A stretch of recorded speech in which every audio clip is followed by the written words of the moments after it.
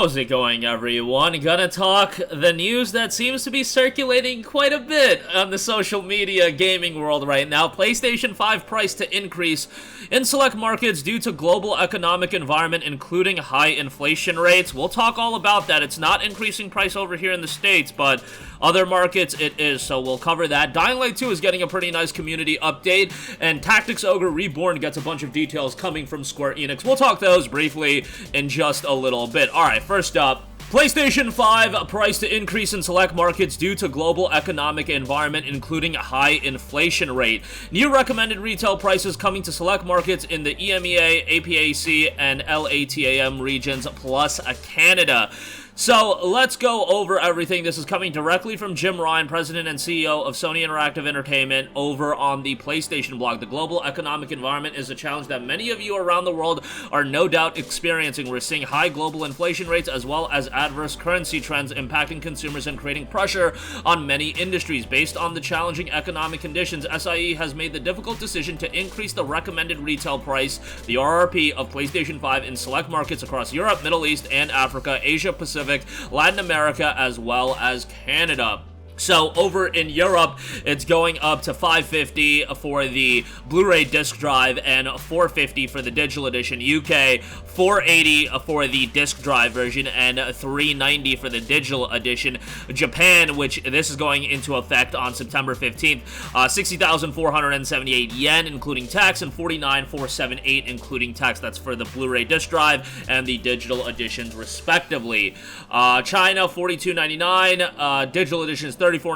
PS5 in Australia going up to 800 Australian dollars, and then the digital edition will be $649.95 Australian. And then Mexico, $14,999 for the Blu-ray disc drive, and the digital edition, $12,499. Canada, Canadian dollars, it'll be going up to $650. Digital edition, $520. The post concludes, while this price increase is a necessity given the current global economic environment and its impact on Sony Interactive Entertainment's business, our top priority continues to be improving the PlayStation 5 supply situation so that as many players as possible can experience everything that PS5 offers and what's still to come. Okay, so this is a very big bummer, as PlayStation 5s are already relatively difficult to get. Now, if you can find one in the market and you're from one of those regions, you're gonna have to be paying even more for it. Obviously, like, the reasoning is, I guess, like, pretty sound. Like, they want to make more money. That's what it comes down to. And at the end of the day, yeah, you can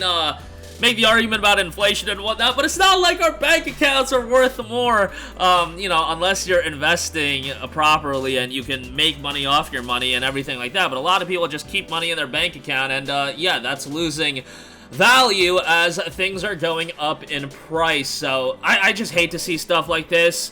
If you're over here in the States, you're gonna be okay for now, but it will be interesting if it is gonna follow suit over here in the States as well. $500 is already, you know, pretty pricey. Obviously, if you go on eBay and whatnot, like, it's more expensive there, but, like, yo, I've told you guys several times, like, yo, be diligent, do not be paying the egregious eBay prices. Like, let people pay it if they want, but, like, you guys that, you know, are more savvy and online pretty regularly, I would imagine, you guys can get one at MSRP. It just sucks that MSRP is going up, but yeah, this is definitely something to keep an eye on across all markets. But it will be interesting because Nintendo hasn't done anything, Microsoft hasn't done anything, and Sony is the first one to do it. And Sony, from a pricing standpoint, like, I don't know, man, we've already had our issues with, like, Sony and some of these prices that they be rolling out. Like, man, I get it, you guys want to make your money, but $60 for Spider-Man on PC, $70 for Last of Us Part 1, like, I mean, this is definitely gonna add a little bit of fuel to the fire in terms of,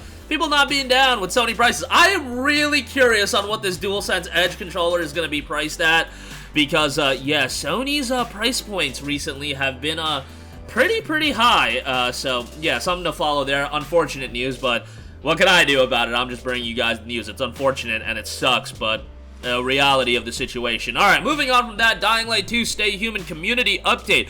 Want to go over the PlayStation 5 improvements? They have added a balance mode, which is 1296p at 60 frames per second, upscaled to 4K using FSR, added variable refresh rate support for performance mode. That goes up to 120 frames per second, and both performance mode and quality mode output image upscaled to 4K using FSR. Resolution mode works in native 4K and 30 frames per second. They've also rolled out a bunch of updates on other platforms. Xbox is seeing updates, and PlayStation 4 Pro outputs an upscaled 4K image using FSR as well. That's the last gen version, of course. So nice to see Dying Light 2 continue to get updated. It's a Techland game at the end of the day. Techland does a pretty good job with keeping things supported, and Dying Light 2, while I had my issues with it at launch, I still had a really good time with it.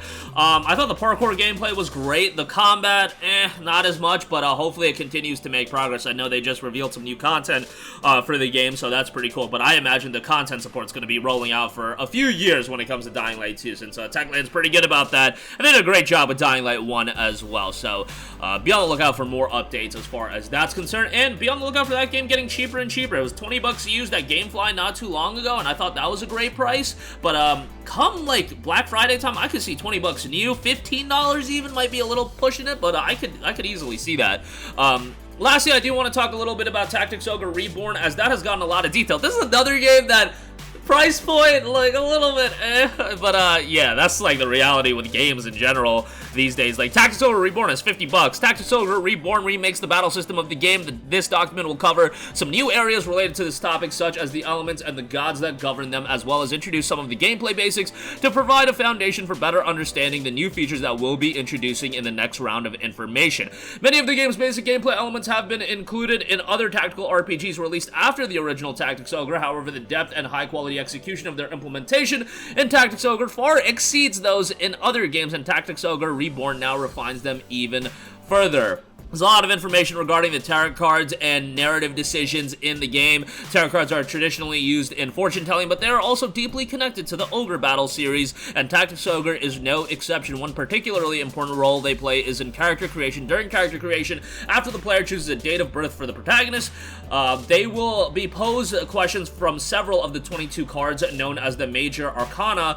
Initial stats will be determined according to the answers of those questions. Elements and divine protection is detailed. A lot of images from the game itself, showcasing the updated visuals and everything like that. A lot of the different characters and beings, the goddesses and whatnot are all, they got a lot of information, so you guys can check that out. I'll leave a link in the description box below where the information is gone over in depth. I'm excited for this. Tactics RPGs aren't necessarily like my top genre when it comes to JRPGs, but I can definitely enjoy them. I had Tactics Ogre Let Us Cling Together, I think it was called, on the PSP, which was an updated version of the original, and now we have Tactics Ogre Reborn, so we'll be checking that out. Let Us Cling Together, I got it way back when it, like, right after it came out, but, yeah, definitely will be checking this out. This is dropping later this year, another game coming in November. Tactics Ogre Reborn is due out on November 11th, so you got Tactics Ogre Reborn, God of War Ragnarok, and Sonic Frontiers in the span of, like, 3 days. Yeah, these wallets about to be